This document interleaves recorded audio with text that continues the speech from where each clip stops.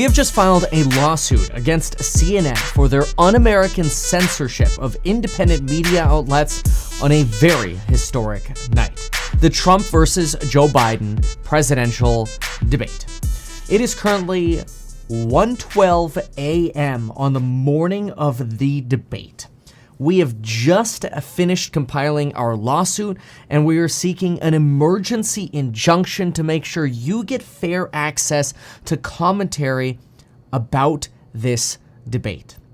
CNN right now desires unchecked power to control 50% of the presidential debates we're expecting to get in the 2024 election. It's a nasty power grab, and unfortunately, CNN might get away with it unless we stop them. This is not about left versus right. This isn't about a Democrat or Republican.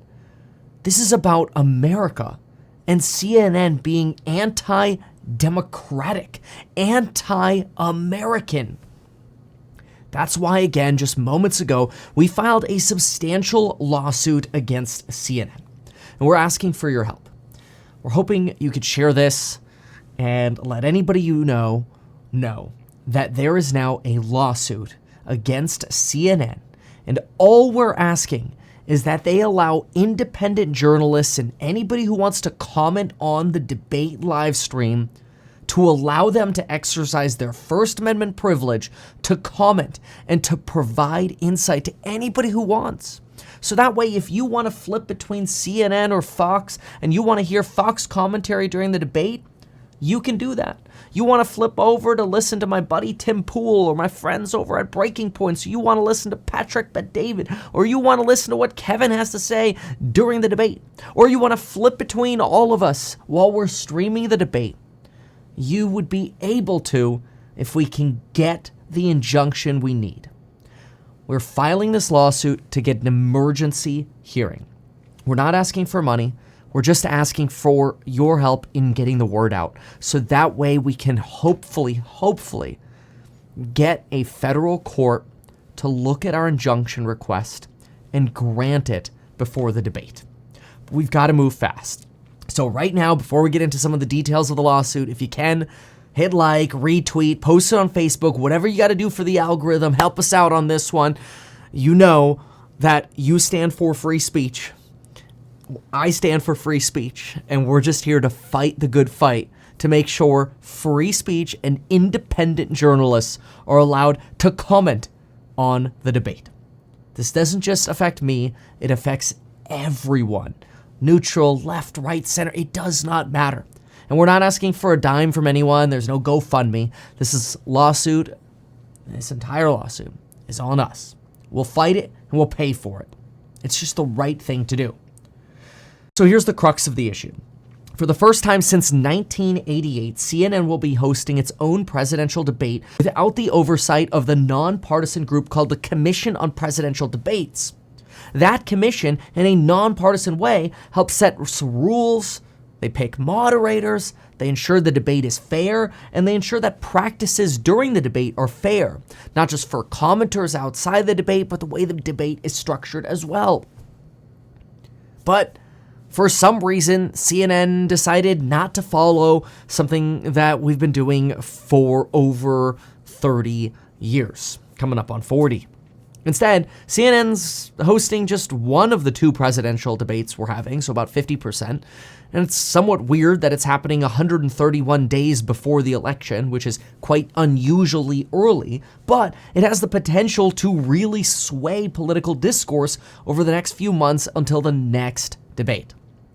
See, CNN is only allowing certain other companies to broadcast the live stream of the debate. But even those companies, like let's say Fox or NBC, even they are not allowed to comment on the debate during the debate. No one who streams the debate is allowed to comment. This is crazy.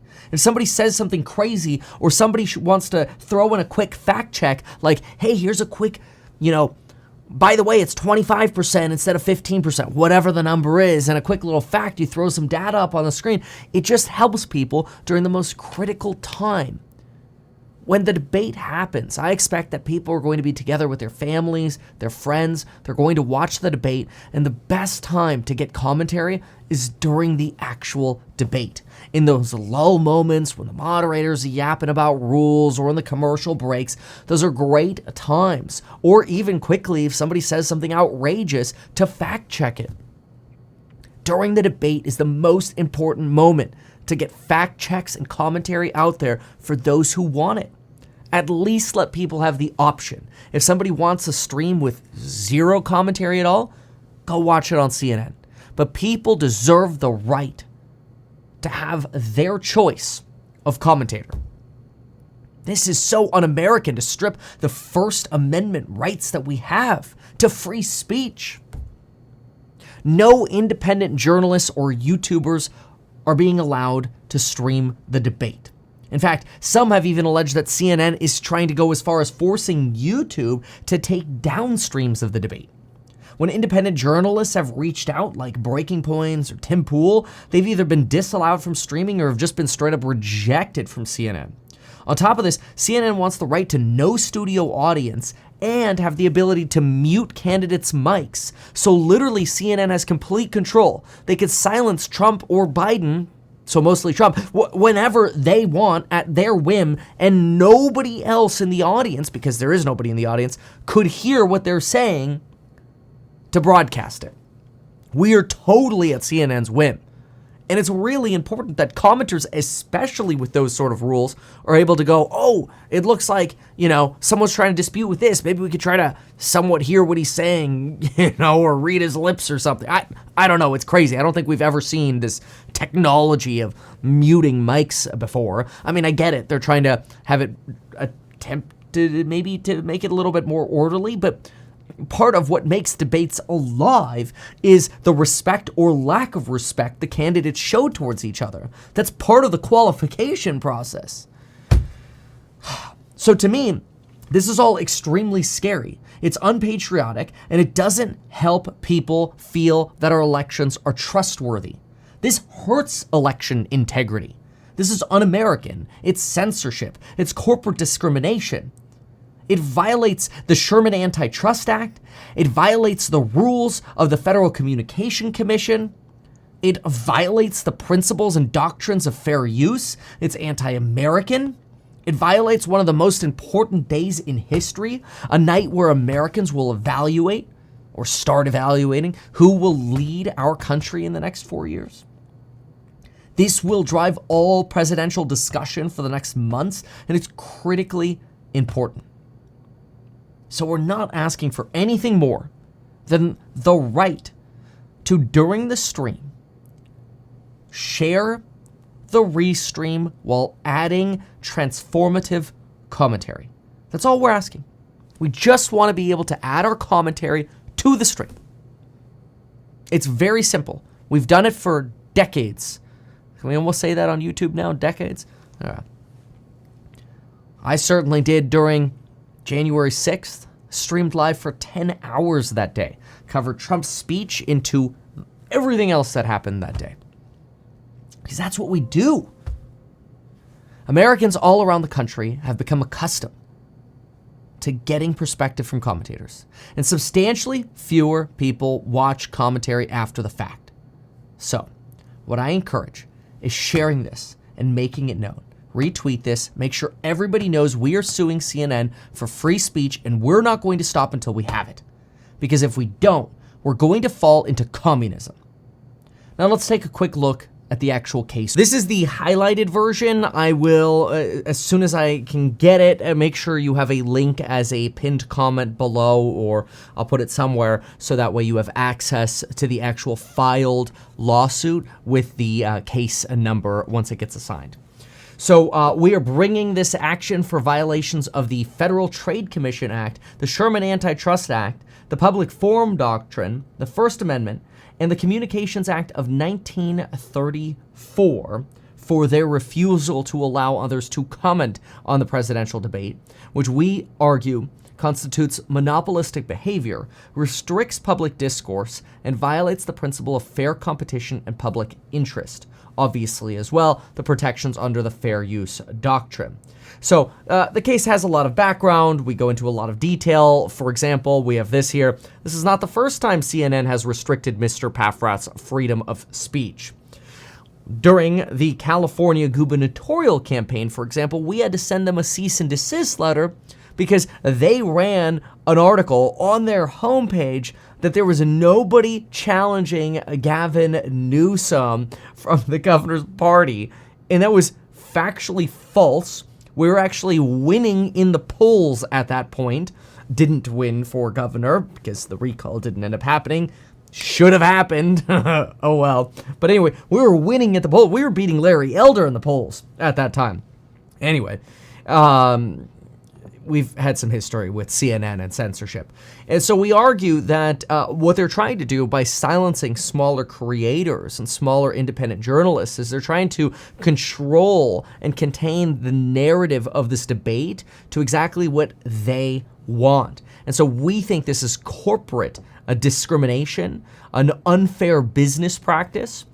So we call this unfair competition under the Federal Trade Commission Act. We say this is essentially stifling critical commentary at the time of the debate, which is akin to censorship.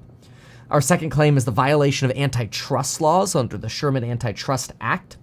And one of the quotes that we use is from Associated Press versus United States. The freedom to publish means a freedom for all, not for some. Every person who shall monopolize or attempt to monopolize any part of trade or commerce, which news is trade, it's interstate trade, among several states shall be deemed guilty of a felony. The U.S. Supreme Court has stated there is substantial governmental and First Amendment interest in promoting a diversity of views provided through multiple technology media. Keep in mind, a lot of these cases come from before even the days of the internet. Broadcasters must operate in the public interest. That's under our fourth claim, violation of the Communications Act of 1934. And then our fifth claim is violation of public policy, in addition to, of course, the fair use doctrine. Well, folks, we certainly hope that we can resolve this in an American way. We need true justice to be served. Share this message, and let's make sure independent journalists can have a voice during the debate. That's all we ask for. Why not advertise these things that you told us here? I feel like nobody else knows about this. We'll try a little advertising and see how it goes. Congratulations, man. You have done so much. People love you. People look up to you. Kevin Paffrath there, financial analyst and YouTuber. Meet Kevin. Always great to get your take. Even though I'm a licensed financial advisor, licensed real estate broker, and becoming a stockbroker, this video is not personalized advice for you. It is not tax, legal, or otherwise personalized advice tailored to you. This video provides generalized perspective, information, and commentary. Any third-party content I show shall not be deemed endorsed by me. This video is not and shall never be deemed reasonably sufficient information for the purposes of evaluating a security or investment decision. Any links or promoted products are either paid affiliations or products or services we may benefit from. I also personally operate an actively managed ETF. I may personally hold or otherwise hold long or short positions in various securities, potentially including those mentioned in this video. However, I have no relationship to any issuer other than HouseHack, nor am I presently acting as a market maker. Make sure if you're considering investing in HouseHack to always read the PPM at househack.com.